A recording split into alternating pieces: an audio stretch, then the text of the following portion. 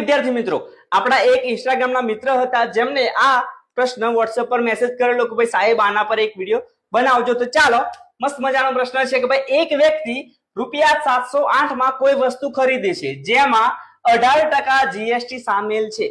તો જીએસટી ઉમેર્યા પહેલા આ વસ્તુની કિંમત શું થશે? તો ભાઈ જીએસટી ગુડ સર્વિસ ટેક્સ. તો આ એક ટેક્સ છે કે જે આપણે વધારાના પૈસા આપવાના છે. શું આપવાનું છે? વધારાના પૈસા આપવાના છે. કોઈ વસ્તુ 100 રૂપિયામાં મળતી હોય તો 100 રૂપિયા તો ખરો જ, અને જે ટેક્સ લાગે એ અલગથી આપવાના છે. બરાબર? એટલે ભાઈ આ જે ઓરિજિનલ કિંમત હશે એમાં વધારો થશે. પણ અહીંયા શું કે છે કે ભાઈ જીએસટી ઉમેર્યા પહેલાની કિંમત શોધો.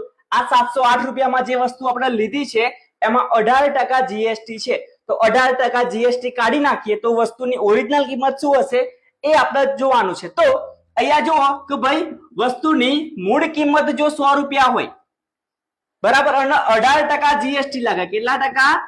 18% જીએસટી. એટલે ભાઈ 18 રૂપિયા 100 એ આપણે એમને વધારાના આપવાના છે. તો વેચાણ કિંમત 118 રૂપિયા થાય. 100 રૂપિયા વસ્તુના 18% ટેક્સ, તો એટલા વધારાના. તો ભાઈ 118. તો અહીંયા વસ્તુ આપણે 708 રૂપિયામાં લીધી છે. એની મૂળ કિંમત ખબર નથી પણ એની વેચાણ કિંમત ખબર છે. કેટલી છે? 708. તો આટલું તમારે કરી દેવાનું. પછી કરી દેવાનું તમારે ચોકડી ગુણાકાર.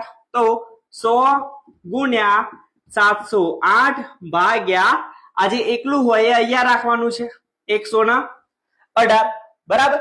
તો આ 118 અને અહીંયા 708 છે. એનો જો તમે ભાગાકાર કરશો તો તમને કેટલા મળશે? 6 મળશે. કેટલા મળશે? 6. અને 100 ગુણ્યા 6 કરશો તો 600. તો વસ્તુની ઓરિજિનલ કિંમત 600 રૂપિયા હશે. એ ઓપ્શનમાં આપેલું છે. અને સાથે સાથે અહીંયા એક બીજો તમારો આવશે ડિસ્કાઉન્ટ અથવા તો વળતર. તો જ્યારે વળતર આપેલું હોય તો એટલા પૈસા આપણે ઓછા આપવાના છે. બરાબર?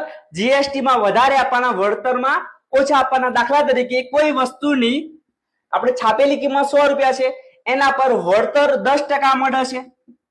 તો આ જે વળતર છે એટલા પૈસા ઓછા આપવાના. એ ડિસ્કાઉન્ટ થયું તો ભાઈ 100 એ 10 રૂપિયા ઓછા, એટલે ભાઈ આપણે માત્ર 90 રૂપિયા આપવાના રહેશે. તો ટેક્સમાં આપણે વધારાના, વળતરમાં એટલા ઓછા આપવાના. આ જે ટોપિક છે તમને ધોરણ 8 માં રાશિઓની તુલનામાં આપણે મળી જશે. જો તમે વ્યવસ્થિત આ આખું ટોપિક સમજવા માંગતા હોય તો કોમેન્ટમાં લખજો, તો એના પર આપણે એક અલગથી વિડીયો બનાવીશું. અને સરસ મજાનું ગણિત શીખવા મારી સાથે જોડાયેલા રહો. Thank you.